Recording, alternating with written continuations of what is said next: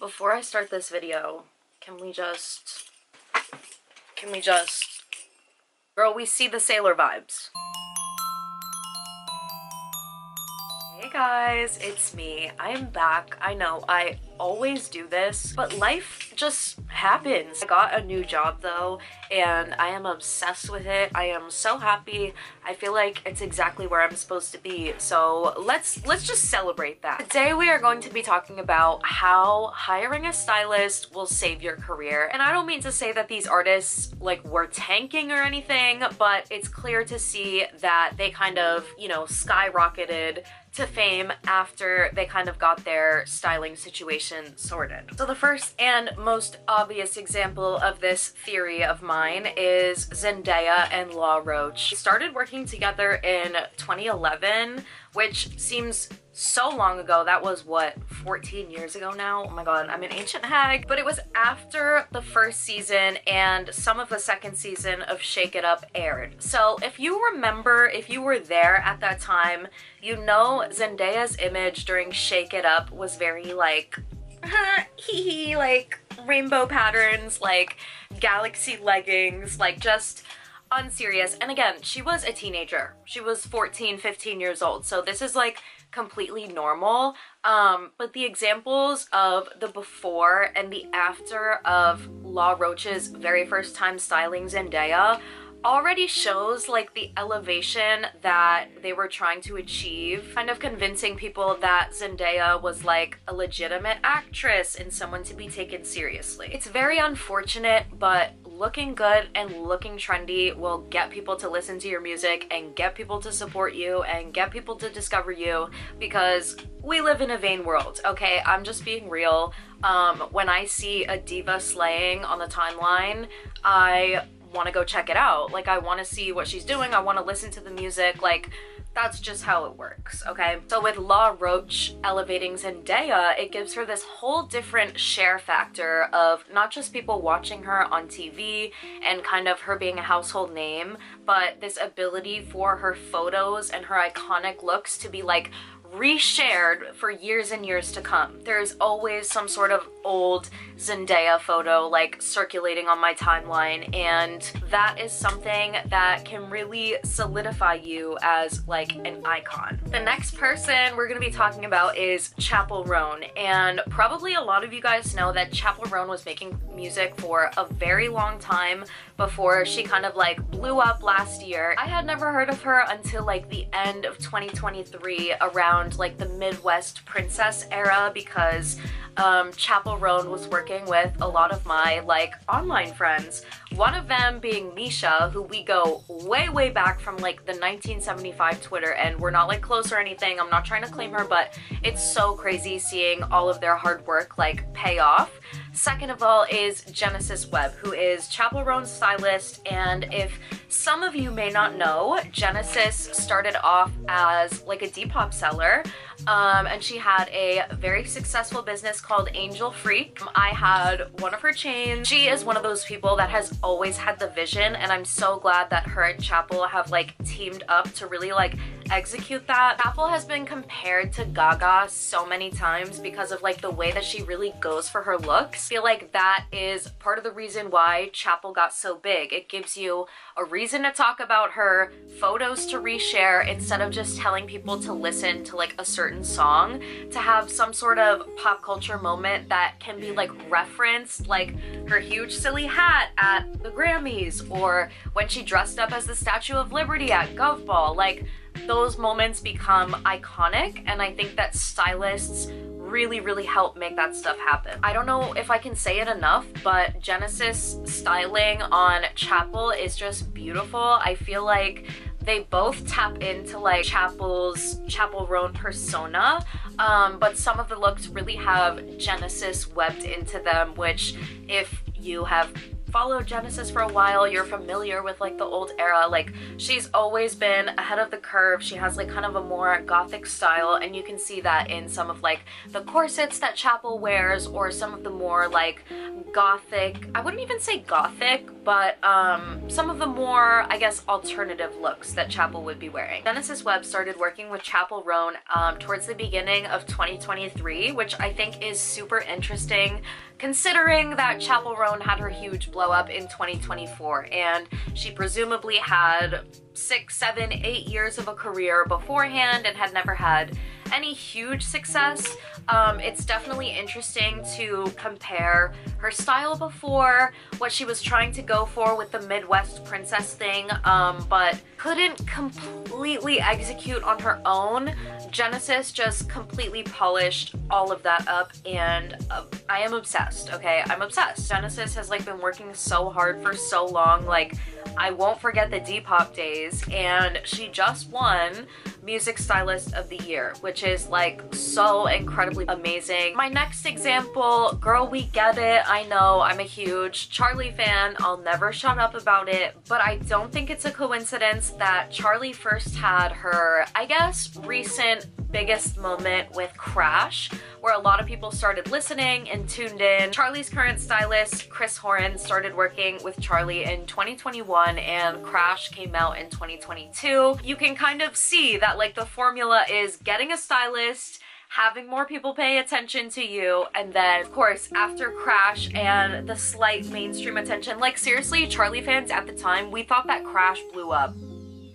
Of course, Brat era came and wiped literally all of that out of the water, but I think that Charlie's styling during the Brat era is also something that's like very, very iconic.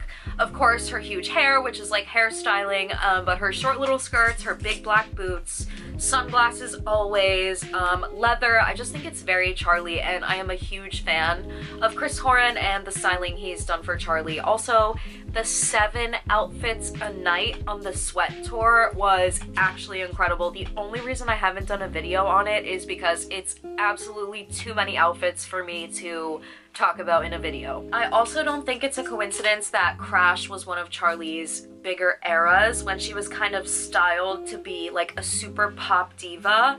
And it's not that I would call it like approachable, but it's something that you would expect from a pop diva, because Charlie has always had kind of like a different style, but when she went all in on her pop persona for Crash, again styled by Chris Horan, everything kind of came together and it was clicking for people. The whole era was clicking. The next example of my theory, we'll say, is Ayo Edebiri, okay? Ayo Edebiri is so talented and so funny, but in the past year, she's been rebranded as an it girl, okay? And I'm living for it, okay, because she is an it girl, but there is definitely a styling difference of, I guess, what Ayo might have chose to wear herself.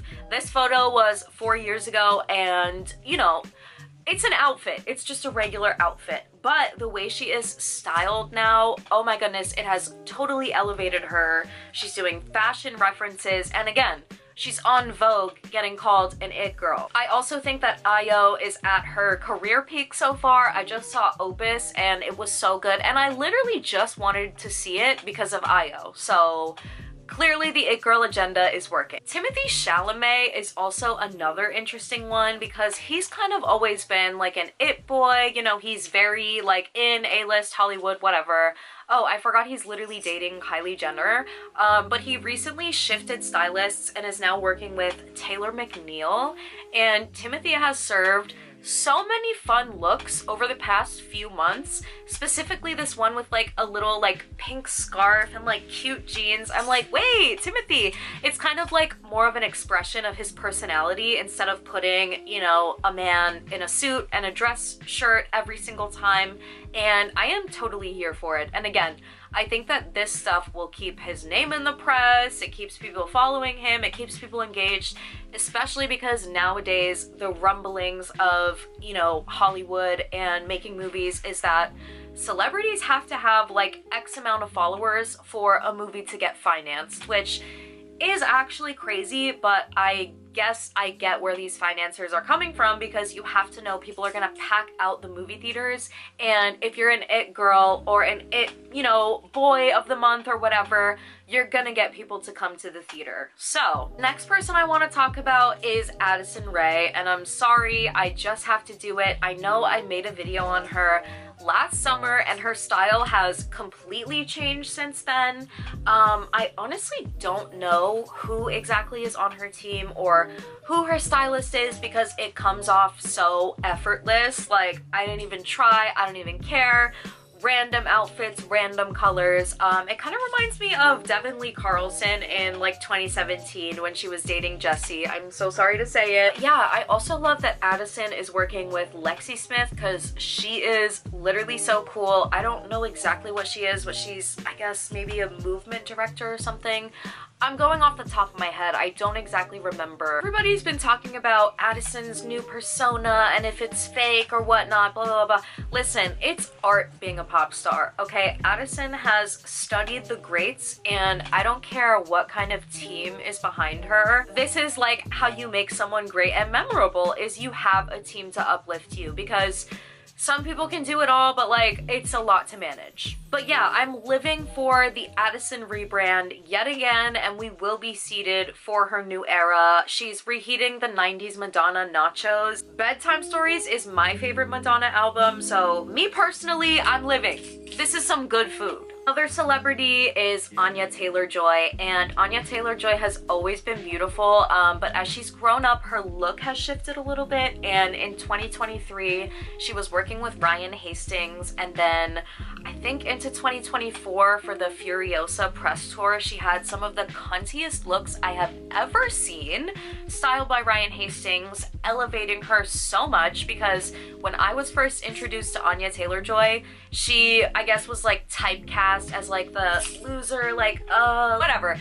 That's what I always thought of her as. Now I see Anya Taylor-Joy as a beautiful, graceful, A-list it girl. And I definitely think her styling has something to do with that. The ability of these photos of her to like be reshared and praised online, it definitely helps. All in all, I think styling is very important. And ever since, you know, last year or 2 years ago when I really started tapping into like stylists' work and what they do and kind of how they tell stories through fashion, I've been so obsessed with noticing patterns and giving credit to stylists, because they really do such a good job to create a world. I think that hiring a stylist will 100% save/boost your career. Not that anybody who needs this advice is going to be listening, but it's definitely an interesting topic to explore. Let me know what you think in the comments. Let me know if there's any celebrities you love or music artists you love who kind of just wear whatever, because all of the music artists that I'm thinking of who are like big right now have a personality and a style that's super memorable. Like Billie Eilish is the first person that comes to mind. Taylor Swift comes to mind next. Her style's not my favorite, but she has a very distinctive style. So anyways, let me know what you guys think in the comments. Thank you so much for tuning in, and I will see you in my next video.